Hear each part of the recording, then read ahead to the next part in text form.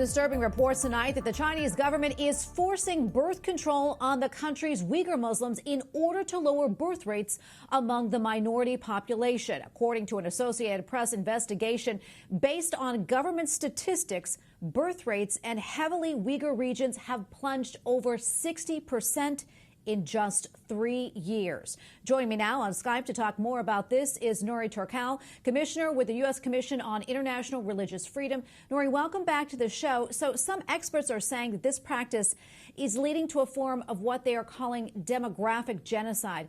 What are your thoughts on this report, and what else can you tell us about these population control measures? First of all, thank you very much for having me.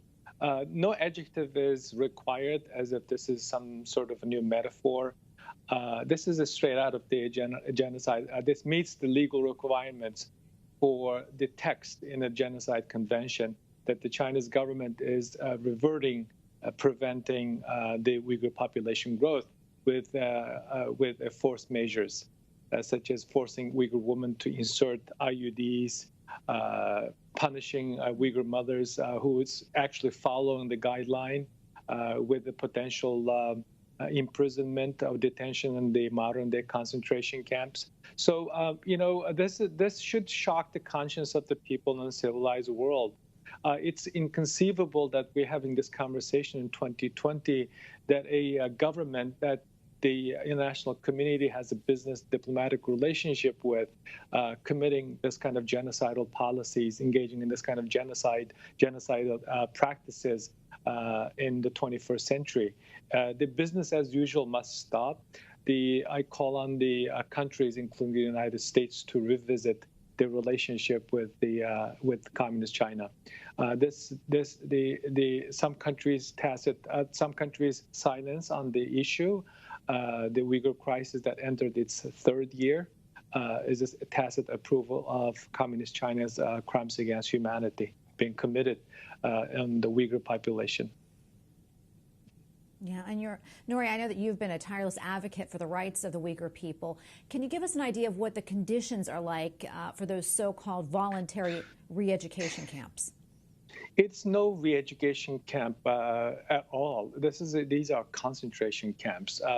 It's not because legal scholars, activists, or advocates like myself been saying this in the last 2-3 years. Let's look at the language that the Chinese government is using. Let's look at the policy objectives. They use the terms like "jizhong," meaning concentration, in the secret documents released through the New York Times last November, and also look at their official statements that specifically said that these camps are set up to break the roots, lineage, and connection of the Uyghur people. So, I need to have more time to get into the details of what's happening in the last 3 years. But simply put, the Chinese government built, managed, and expanded concentration camps, and they're using technology to surveil the Uyghur population. Just imagine East German Stasi with AI clotting system. And also the Chinese government is using its diplomatic and economic influence around the world to buy out silence from the countries. Last summer, there were the Chinese government created false division in the world.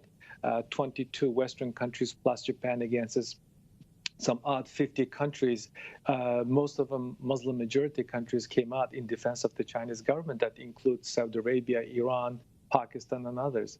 The civilized world, the people who appreciate human rights, religious freedom, should not let the Chinese government to test our conscience, test civilized world's conscience in the face of this evil. Well, Nury, thank you so much for coming on and bringing to light this issue for people that may not even be aware of it. Nury Turkel, Commissioner with the U.S. Commission on International Religious Freedom. Thank you again, and thank you for what you do. Thank you very much for having me.